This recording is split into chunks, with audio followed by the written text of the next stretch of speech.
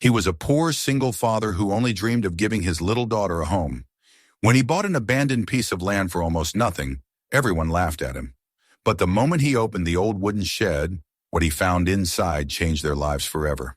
Subscribe to the channel and write in the comments where you're watching this video from. The morning they left the city was gray and hollow, as though even the sky had forgotten what warmth felt like. Smoke hung over the rooftops, soft and heavy, blurring the edges of the skyline into a haze of soot and memory. Ethan Marsh sat behind the wheel of his dented truck, his fingers tight around the steering wheel. Beside him, his daughter Ellie watched the world roll past her window, her chin resting in her small hand. She was 8, all bones and bright eyes, too quiet for a child her age. The factory district was empty at that hour, and the echo of their tires on the cracked pavement seemed louder than it should have been, like the sound of leaving something that didn't want to be left behind.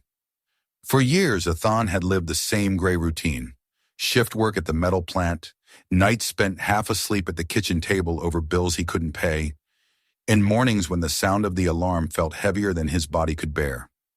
After his wife Claire had died, something in him had gone quiet. He had learned to speak softly around Ellie, to smile when she looked at him, but inside there was a hollowness that nothing could fill. He had promised Claire once that their daughter would grow up somewhere open, somewhere with grass and wind instead of iron and smoke. For a long time he had believed that promise had died with her. Then came the night he couldn't sleep. He had sat in the dim light of their small apartment, the air thick with the smell of metal and damp, and opened his old laptop just to escape the silence. The advertisement had looked like a mistake, an abandoned plot of land for sale on an auction site, starting bid lower than a week's wages. The photos were blurry, showing only tangles of weeds and the shadow of some crooked structure that might once have been a shed. The description was short and almost mocking. Unattended rural land. No guarantees. Sold as is.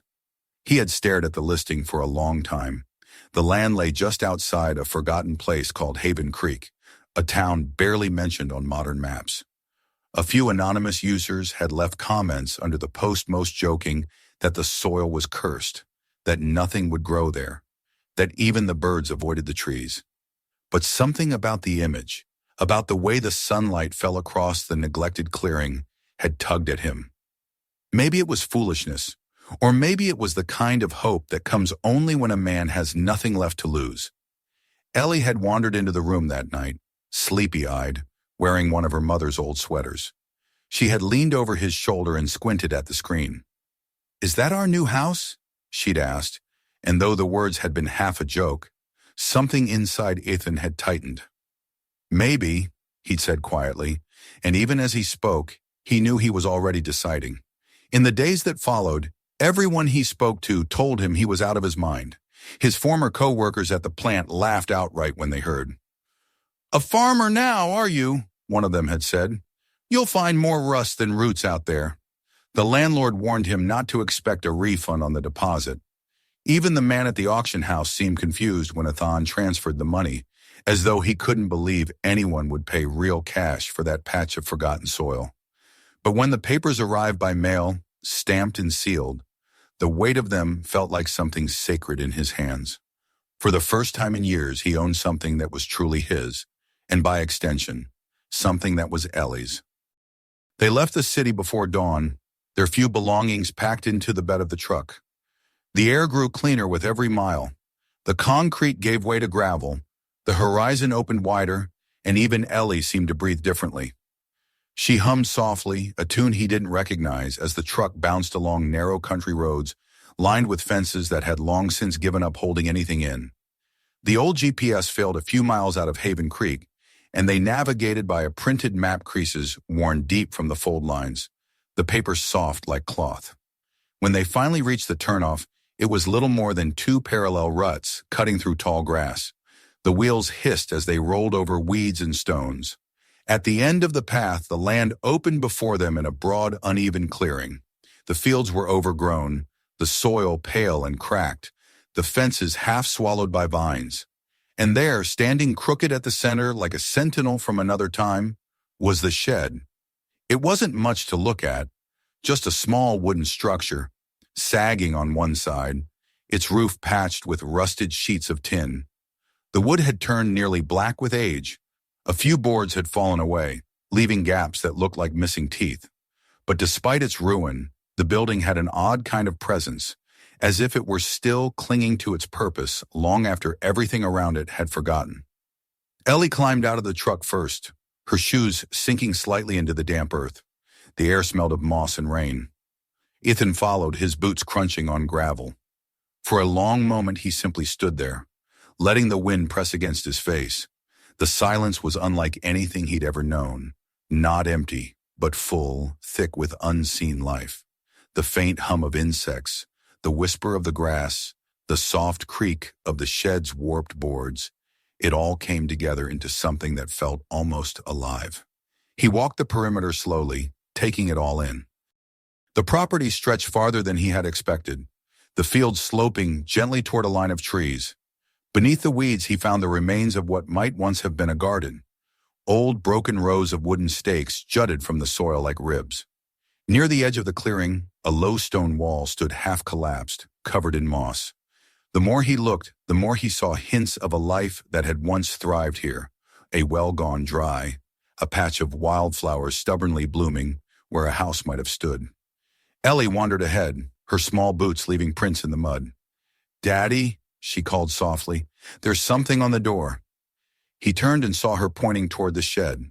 On the weathered wood of the door, half hidden by grime, was a carved mark, a circle enclosing a single letter. G. The carving was old, the edges smoothed by years of rain, but still clear. Ethan ran his fingers over it. The groove was deep, deliberate.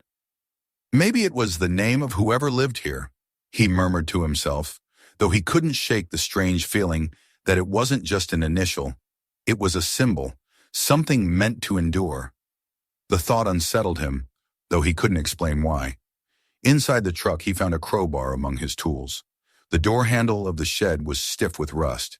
He jiggled it once, twice, and the hinges groaned in protest. "Guess we'll have to fix that," he muttered, half to Ellie, half to himself. But before he could pry it open, the wind shifted and the air changed. It was subtle at first, a low vibration underfoot, like the distant rumble of machinery, though there was nothing for miles.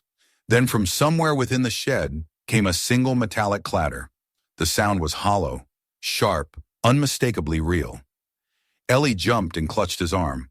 "What was that?" Ethan froze, the crowbar halfway to the latch.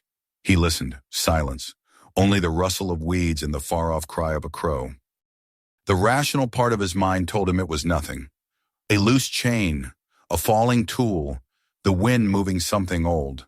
But another part, the part that remembered the hollow echo of empty rooms and the way grief can turn shadows into voices, couldn't let it go so easily. He lowered the crowbar and stepped back, his eyes fixed on the dark seam between the planks. There was no movement inside, no sign of life. The stillness pressed against his skin, heavier than before. Ellie whispered, "Maybe someone left something in there." He wanted to answer her, to reassure her, but the words wouldn't come. The air around them felt charged, like the moment before a storm. Finally, he forced a smile and tousled her hair. "We'll check it tomorrow," he said. "Daylight will make it easier." But even as he spoke, he kept glancing back at the shed, unable to shake the feeling that it was watching them, waiting. They set up a small tent near the truck that night. The sky cleared as darkness fell, revealing a river of stars he hadn't seen since childhood. Ellie fell asleep quickly, wrapped in her mother's old quilt, her face peaceful. Ethan sat by the dying embers of a small fire, the shed a dark outline in the distance. The moonlight touched its roof, silvering the edges, and for an instant he could have sworn he saw movement, a faint glint behind the cracks of the wooden wall, like metal catching the light. He blinked and it was gone. He told himself it was imagination, the play of shadows, nothing more. But as the wind moved through the tall grass, he heard it again, the faint, unmistakable clink of metal from within the shed. This time it was slower, deliberate, as though something or someone was stirring inside. Ethan sat motionless, staring at the dark shape across the clearing, until the fire burned down to coals. Only when the last ember went out did the sound finally stop. He lay beside his daughter, eyes open to the dark, the weight of the silence pressing against his chest. He had thought he'd bought a forgotten piece of land, something empty and still, but as he drifted toward uneasy sleep, one thought settled deep in his mind and refused to leave. Maybe the land had been waiting for him, and maybe, just maybe, it wasn't empty at all. The morning came soft and pale, the kind of light that makes the world look hesitant to wake. Mist hung low over the grass, curling around the wheels of the truck like smoke, and the shed stood motionless in the center of it all, black and wet with dew. Ethan rose stiffly from the ground beside the fire pit, every muscle aching from a night of uneasy sleep. He glanced toward the tent where Ellie still slept, her hair spilling across the blanket in golden tangles. For a moment he simply watched her, grateful she hadn't heard the sounds that had kept him awake for most of the night, the faint metallic clicks that came and went like shallow breaths. When he finally turned his eyes back to the shed, the unease returned. In the daylight, it seemed less sinister, but somehow more real. He could see every crooked plank, every nail half sunk into rotting wood, every scar of time along the walls. It wasn't a ghost story anymore.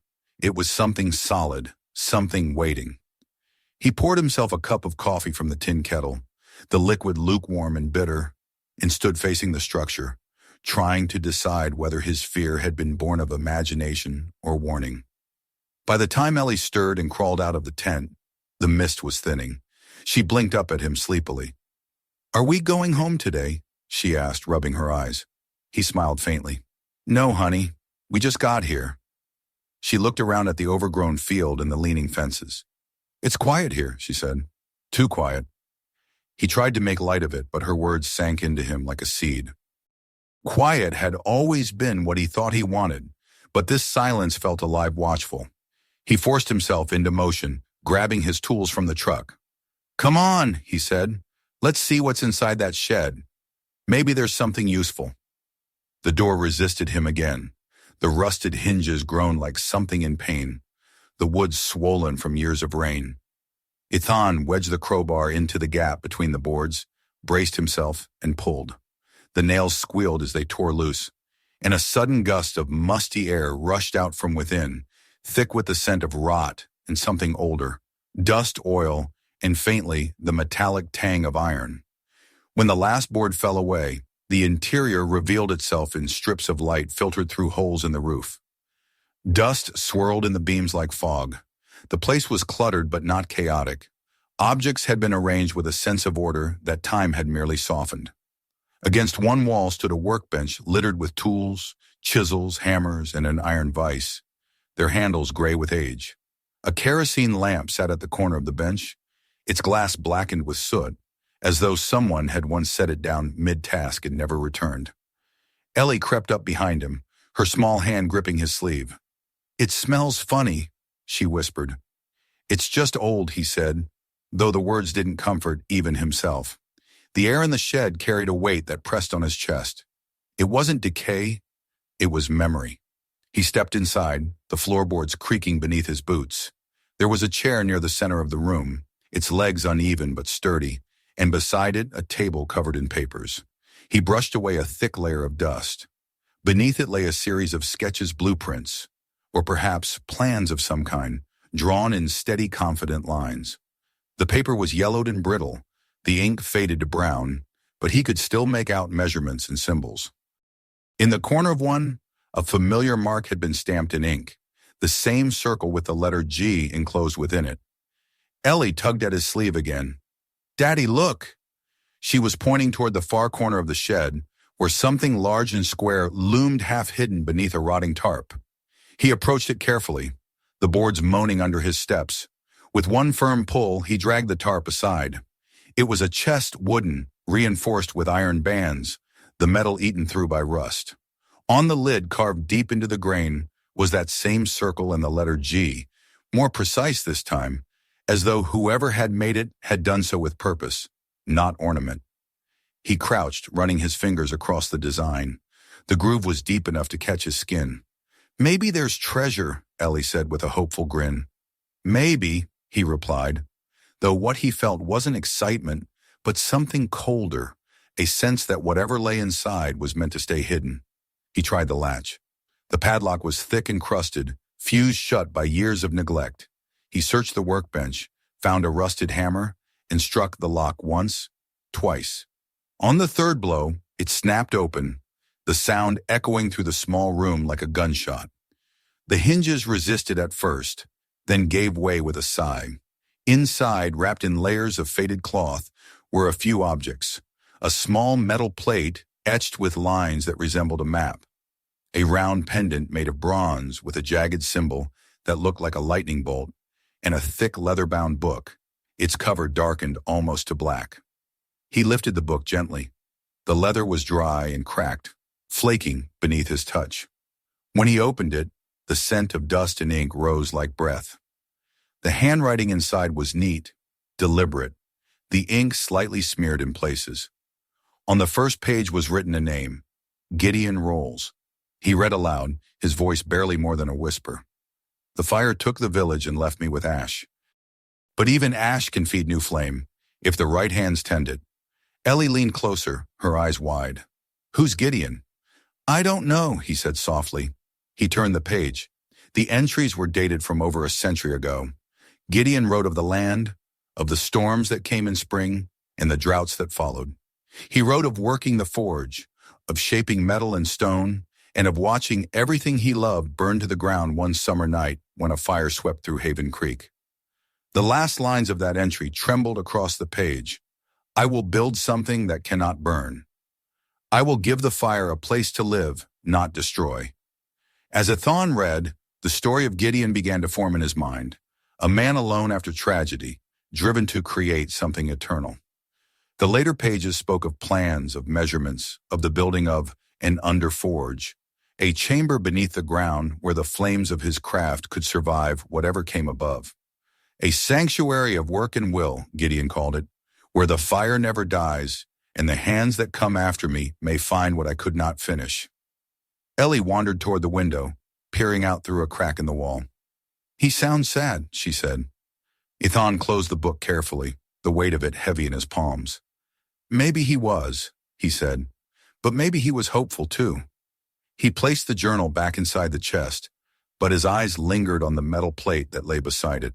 The etchings were faint but clear enough to recognize as lines and coordinates, some kind of map of the property. Near the center was a small mark in the shape of a triangle, beneath which were the faint words, the hearth below. That phrase pulled at him, beneath the shed. Was that where Gideon's sanctuary had been built?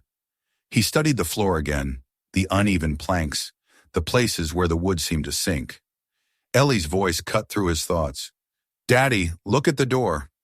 He turned. The wind had picked up outside, moaning through the cracks. The shed door, which he was sure he'd left wedged open, was now swinging slowly inward, the hinges screeching with each movement. It closed with a deep thud that made the walls tremble. Ellie ran to him, clutching his hand. Stay here, he said, his voice steady, though his pulse was not. He moved toward the door and pushed it open again, stepping into the gray light. The air outside was still. No wind, no movement. He could see the grass bending gently, but nothing that could have caused the door to move so violently. When he turned back, the sound reached him again, not from outside but from beneath his feet. It was faint but unmistakable, a slow, hollow thump, as though something deep underground had shifted or struck the underside of the floor. Once. Then again. Then silence. Ellie's face had gone pale. Daddy. He knelt and placed his hand on the floorboards. The wood was cool, but he could feel the faintest vibration lingering there. He forced a smile he didn't feel. It's just settling, he said. Old wood does that sometimes. But even as he said it, he knew he was lying to her and to himself. When they stepped outside again, the mist had fully lifted. The field looked almost serene beneath the morning sun, the shed casting its long, uneven shadow across the grass. But as Ethan glanced back at it one last time, something caught his eye through one of the gaps in the boards. Just above where the floor met the wall, a thin wisp of dust rose slowly upward, as if disturbed from below. He stared for a long moment, the air heavy around him. Whatever secrets Gideon Rolls had buried here, they weren't gone. The shed hadn't just been waiting for him to find it, it had been guarding something. As the sun climbed higher and the light sharpened, Ethan felt the truth settle cold in his bones. He hadn't bought an empty piece of land. He'd bought a story that wasn't finished, and somewhere beneath his feet, it was still being written. That night, the wind carried no sound. Even the insects had gone silent, as if the land itself were holding its breath. Ethan sat awake long after Ellie had fallen asleep, his flashlight balanced on his knee, the open pages of Gideon Rolls' journal trembling faintly in his hands. He had read the same paragraph half a dozen times, the words etching themselves into his thoughts until they felt almost spoken aloud. The forge beneath will live when the world above forgets. There the flame will wait for the hands that understand its purpose. He couldn't ignore what he had felt beneath the shed that morning, that hollow thump echoing through the boards. It wasn't just a creak of old timber. It had been deliberate, rhythmic, almost human, and the more he read Gideon's words, the more that sound returned to him, like a pulse under the ground. By dawn, the decision had formed itself. He couldn't rest until he knew what was beneath that floor. When Ellie woke, he tried to make the morning seem ordinary. He cooked oatmeal on the small camping stove, forced a smile, and told her they'd be working on clearing the weeds around the shed. She didn't argue, but her eyes lingered on him longer than usual, as if she sensed the weight behind his words. The air was crisp when they stepped outside. Dew glistened on the grass, and a faint fog curled around the edges of the field. Ethan gathered his tools, a shovel, a small spade, a crowbar, and set them against the wall of the shed. The structure loomed above them, its boards darkened with moisture, the faint carved G on the door glinting where the morning light struck it. He pressed his palm to the wood once, almost reverently, then began to work. The first step was to clear the ground around the shed. The weeds grew thick and stubborn, their roots tangled in the soil. Each stroke of the spade revealed fragments of the past, a broken horseshoe, a rusted nail, the remains of a glass bottle clouded by dirt. Ellie gathered the smaller bits in a bucket, her curiosity outweighing her unease. Every so often she asked questions about who Gideon might have been, why he'd built his forge here, but Ethan had no answers. The journal had hinted at solitude and loss, not clarity. It spoke of building, of hiding, of a man trying to make his mark against oblivion. By midday, they had uncovered nearly the entire base of the shed. Ethan studied the foundation carefully. The ground sloped slightly downward behind it, the soil softer, darker there, as if it had been disturbed long ago. He knelt and pressed his ear to the earth. There was no sound now, no vibration, but something about that patch of ground felt different. He remembered the map etched on the metal plate from the chest, the small triangle marked with the words, "The hearth below." The location matched almost perfectly. He turned to Ellie, who was resting in the shade of the truck. "I think we're close," he said quietly. The next hours were a blur of digging. The soil here was looser, crumbling easily under the shovel, rich with the scent of decay and age. Each shovelful released a faint, damp chill that rose like breath from the ground. Sweat ran down Ethan's neck, soaking the collar of his shirt. His hands blistered, his back burned, but he didn't stop. Ellie watched silently, sometimes bringing him water, sometimes just sitting nearby with the journal open on her knees, tracing the lines of Gideon's handwriting with her finger. It was near dusk when the shovel struck something hard. The sound was dull but unmistakable. He froze, his heartbeat quickening. Carefully, he scraped away the surrounding soil until the outline of a flat wooden surface appeared. It wasn't a rock. It was a hatch. The wood was dark and damp, its grains swollen with time, but the iron hinges at its edge were still visible. Moss clung thick around the edges, and when he brushed it away, his fingers came away slick and green. A circular iron ring was set into the center, a air handle, heavy and worn smooth. Ellie came to his side, her breath quick. "What is it?" He looked up at her, his voice barely a whisper. "It's what he built." They worked together to clear the rest of the soil until the hatch was fully exposed. It was larger than he'd expected, nearly the size of a doorway laid flat against the ground. He grasped the ring and pulled, but the hatch barely moved. It was sealed tight, perhaps swollen from decades of rain. He fetched the crowbar and wedged it beneath the edge. The wood groaned in protest, the iron hinge shrieking as he forced it upward. With one final heave, the hatch gave way, opening with a sudden rush of air that smelled of rust and stone and something ancient. A dark shaft yawned beneath them, descending into shadow. A wooden ladder clung to one wall, its rungs slick with grime but intact. When Athan leaned forward with his flashlight, the beam cut through the gloom, revealing rough stone walls descending farther than he could see. The light caught on something below metal, perhaps, or water. Ellie clutched his sleeve. "You're not going down there, are you?" He looked at her and saw his own fear mirrored in her eyes. But beneath the fear was something else, trust. She believed that if he went down, he would come back. "I have to see," he said softly. "It's part of the land now. Maybe it's part of us." He tested the first rung. It creaked, but held. Then another. The air grew cooler as he descended, damp and heavy, tasting of earth and metal.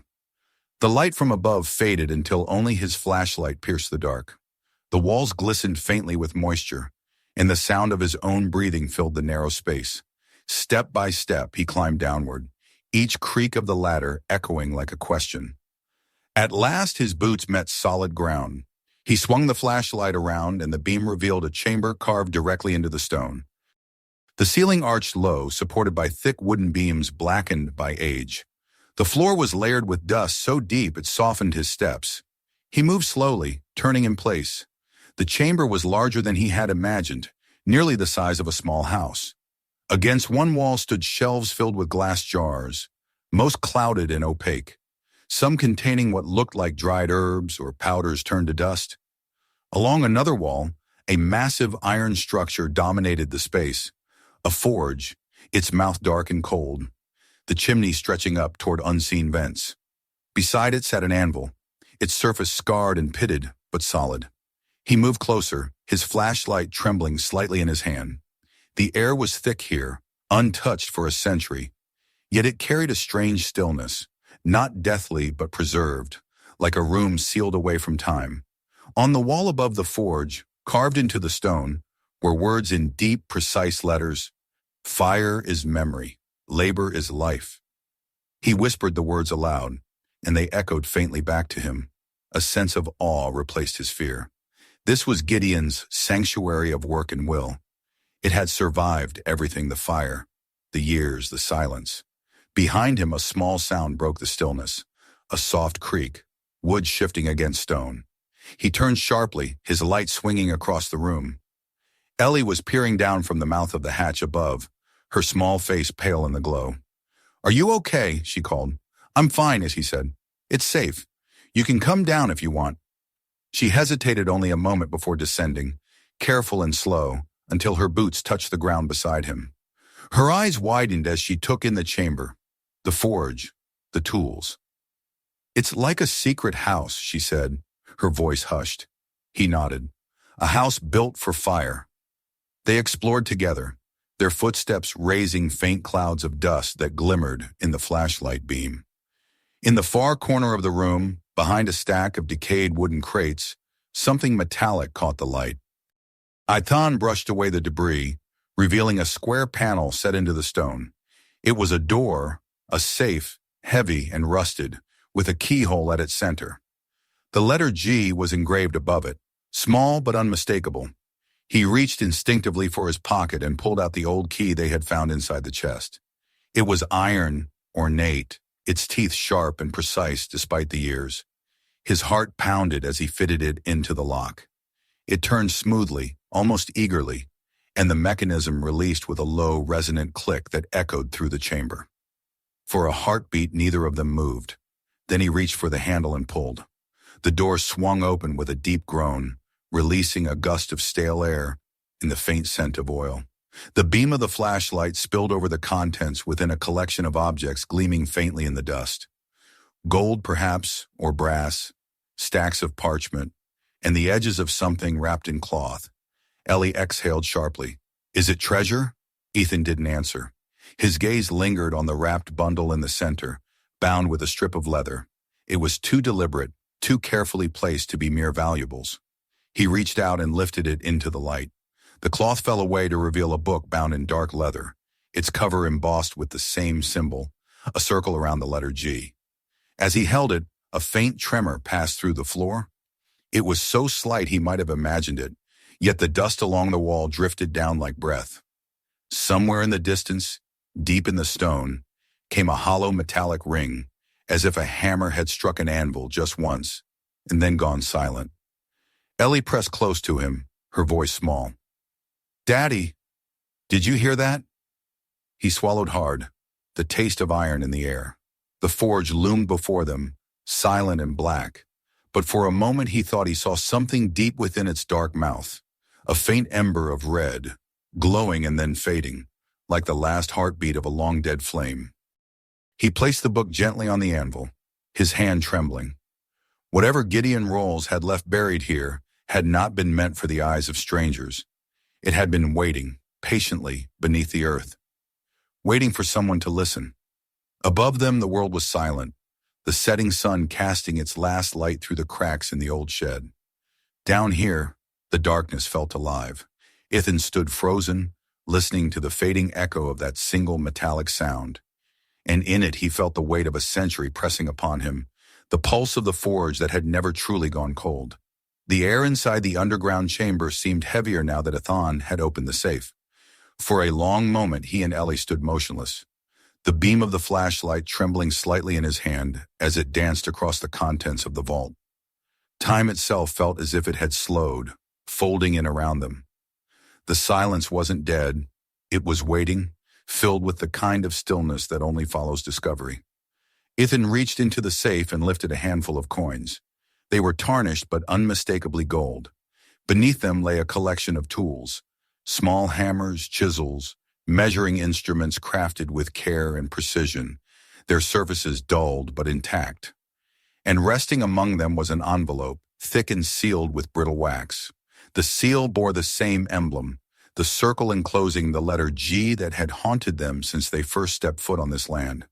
He broke the seal gently. The paper inside crackled like dry leaves as he unfolded it. The handwriting was neat but rushed. The ink faded to brown, the strokes uneven as though written by a tired or aging hand. He read aloud softly, his voice echoing faintly off the stone walls. "To the one who finds this place, you hold not only what I earned, but what I built. These coins, this metal, these tools, they are not riches, they are seeds. Use them not to escape the world, but to repair it. The fire of creation should never serve greed. Let the work of your hands feed others, not your vanity. If you understand this, then the forge is yours." The note was signed, Gideon Rolls. The words sank into him slowly, deeper than he expected. He looked around the chamber, the forge, the books, the anvil, all of it made sense now. This wasn't a hoard of wealth. It was a message, an inheritance not of money but of purpose. Gideon had left behind a test. Ellie stood close beside him, her face faintly illuminated by the glow of the flashlight. "Does this mean we're rich?" she asked in a whisper, her eyes bright. Ethan hesitated. The word felt wrong in this place. "No," he said finally. "I don't think that's what he meant. I think he wanted us to finish what he started." She frowned. "But what did he start?" He didn't answer. Instead, he placed the letter carefully back into the safe and turned toward the forge. The cold iron mouth seemed to stare back at him. He imagined Gideon here, a century earlier, working alone through nights lit only by flame, shaping tools and thoughts, pouring his grief and his hope into the metal.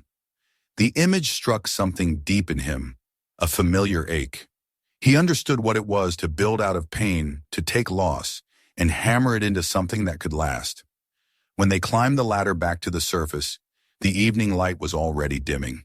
The hatch fell closed with a heavy thud behind them, sealing the cool air below. Ethan sat in the grass beside the shed for a long while, the letter still echoing in his mind.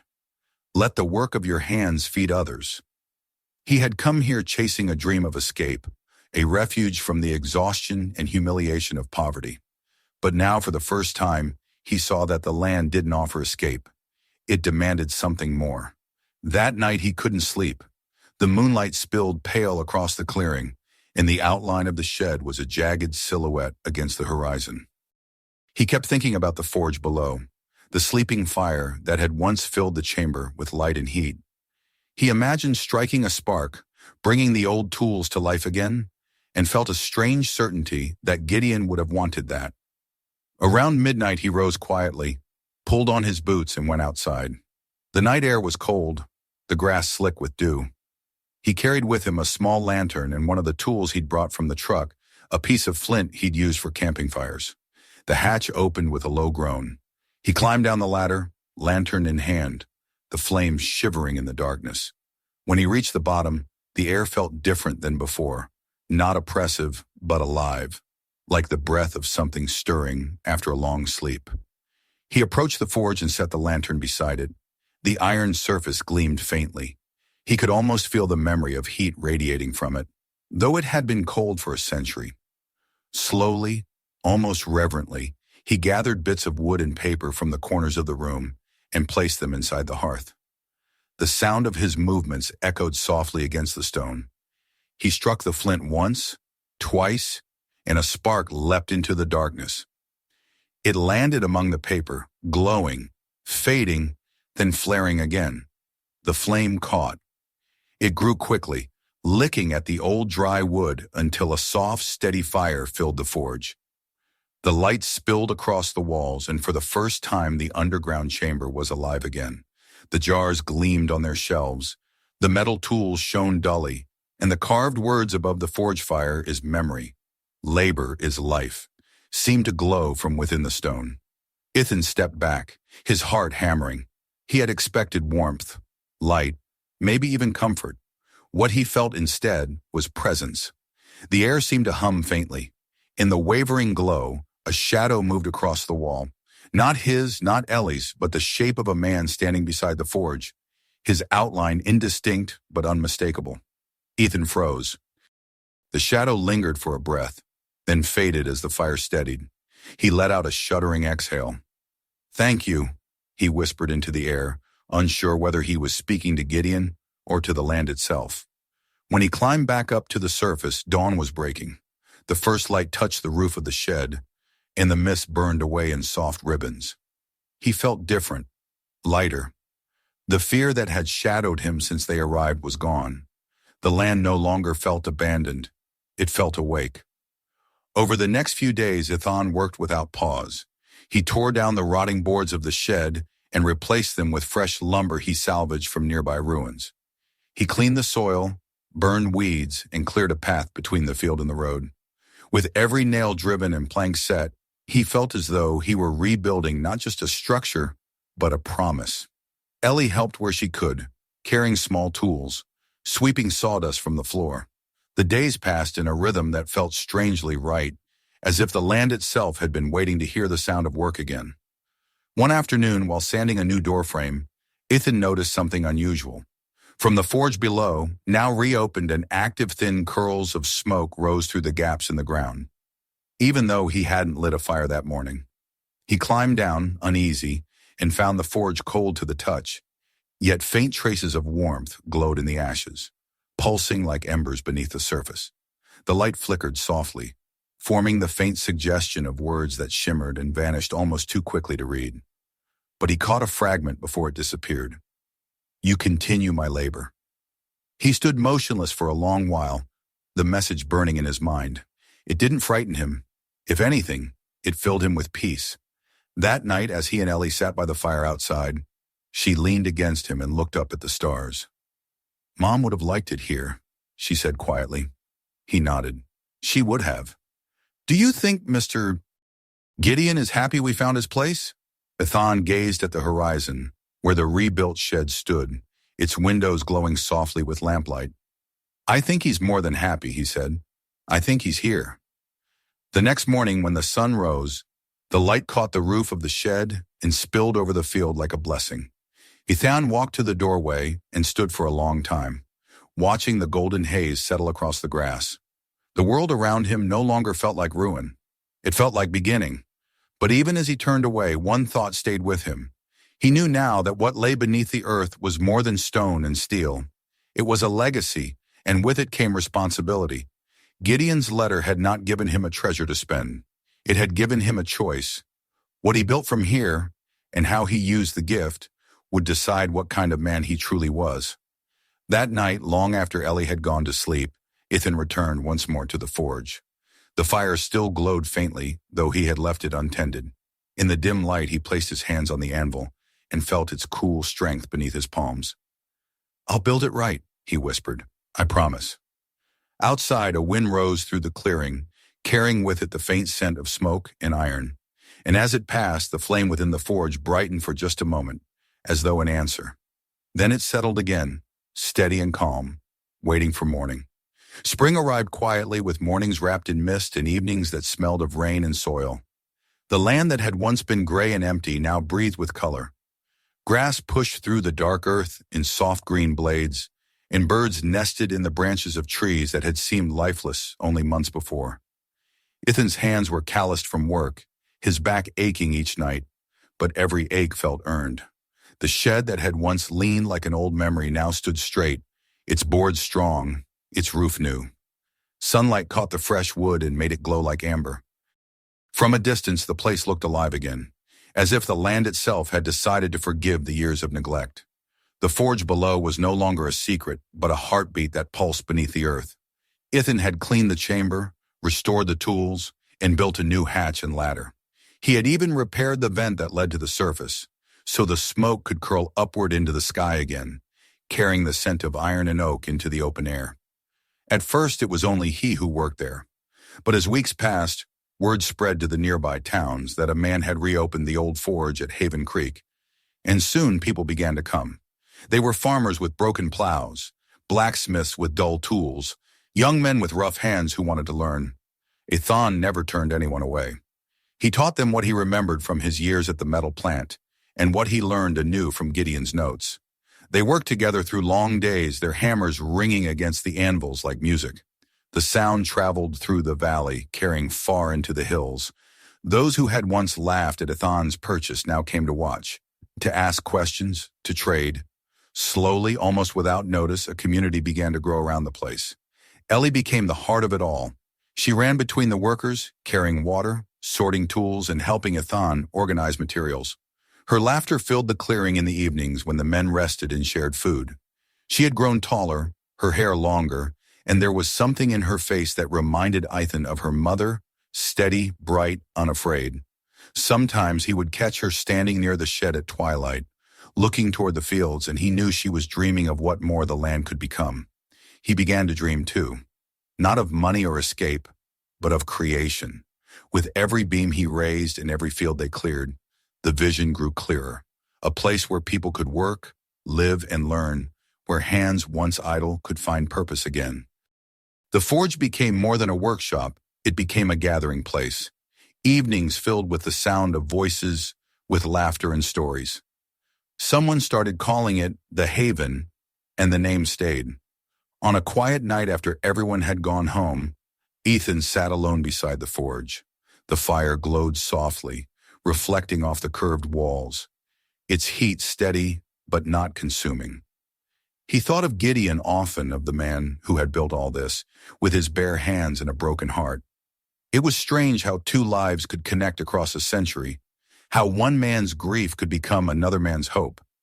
He reached into his pocket and pulled out the small bronze pendant they had found in the chest. Its lightning-marked surface gleamed faintly in the firelight. He set it on the anvil and whispered, "You built something that lasted, old man. You just needed someone to find it."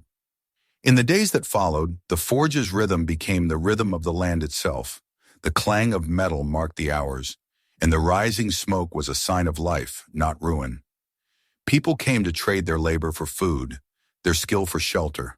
The earth around the shed, once barren, now held gardens and fences, barns and tool sheds. Children played where weeds had once grown taller than a man's head, and through it all, Ethan worked without rest, his hands rough but his heart at peace. One evening, as the sun dipped low, painting the horizon in shades of orange and gold, he stood with Ellie outside the forge. She had finished planting a small tree near the entrance, its leaves trembling in the wind. "It'll be big one day," she said proudly. "Bigger than the shed." He smiled, resting a hand on her shoulder. "That's the point," he said. "Everything we build should outgrow us." That night he sat by the window of the rebuilt shed, watching the glow of the forge flicker beneath the floor. The warmth spread upward through the boards, comforting and constant. He thought of the path that had brought him here, the city's cold nights, the endless gray days, the hopelessness that had once sat in his chest like stone. All of it felt distant now, like a story that had happened to someone else. What remained was purpose, the kind of quiet fulfillment that comes not from finding something new, but from repairing what was broken. When he finally went to bed, he dreamed of the fire below, of its steady glow, its breath-like pulse. In the dream, he wasn't alone. A man stood beside him at the forge, tall and broad-shouldered, his hands marked with soot. He didn't speak, but he smiled, and Athan knew it was Gideon. Together they worked the metal until it shone, until sparks filled the air like falling stars. When he awoke, the smell of smoke lingered faintly in the air, and for a moment he wondered if it had truly been a dream at all. Years passed, as years always do, quietly and without announcement. The haven grew. The forge became a school of craft where young men and women learned to shape iron and wood, to build tools and mend engines. Ellie, no longer a child, took over much of the teaching, her steady hands and calm patience, reminding everyone of her father. The people who came here brought with them stories and hope, and the land responded in kind, offering abundance where once there had been only weeds. On a warm summer evening many years later, Ethan sat outside the forge, now gray-haired but strong, watching the younger workers finish their day. The sound of hammers rose and fell like a familiar song. He could see Ellie standing by the doorway, her face lit by the glow of the forge, giving instructions to the apprentices. Pride swelled quietly in his chest, not loud or boastful, but steady, like the beat of a well-made heart. When night came and the last worker left, he walked down the steps into the underground chamber one final time. The air was cool and still. The forge burned softly, its light steady as it had always been. On the wall above it, the words carved by Gideon still gleamed. Fire is memory. Labor is life. He traced the letters with his fingertips, his skin rough against the cold stone. He sat for a while on the old stool near the anvil, listening to the slow crackle of the fire. It sounded almost like breathing. In that quiet, he felt the years fold together. The fear, the hope, the discovery, the work. He thought of Gideon, of the man who had left behind a legacy not of wealth but of will. Then he thought of Ellie and of all the hands that now shaped the world above him, keeping the fire alive. When he finally rose to leave, he glanced once more at the forge. For an instant, the flame flared brighter, and in its glow, he could have sworn he saw a figure standing beside it, the same shadow he had seen that first night, clear and strong, watching. He nodded to it without fear. "Thank you," he said quietly. "We'll keep it burning." The next morning, the sun rose over Haven Creek, casting long beams of light across the fields. The forge stood silent, the fire within reduced to a gentle glow. Outside, Ellie hung a new sign above the doorway. It was a round metal plate, forged by her own hand, marked with the familiar circle and letter G, but beneath it, she had added a single word: gratitude. The wind moved softly through the trees, and from the chimney, a thin ribbon of smoke rose into the sky, steady and sure. The land that had once been forgotten now hummed with life, with laughter, with work. And deep beneath it, the forge still breathed a quiet heart of fire, endless and patient, carrying forward the promise of two men who had lived a century apart and found the same truth in their labor. The fire never died. It simply changed hands. If you were hooked by this story, don't stop here. Hit that subscribe button right now so you never miss what comes next. Our next video will reveal another discovery even more shocking than this one. Tap the bell to be the first to see it, and share this video with your friends and family, because trust me, they won't believe what happens next.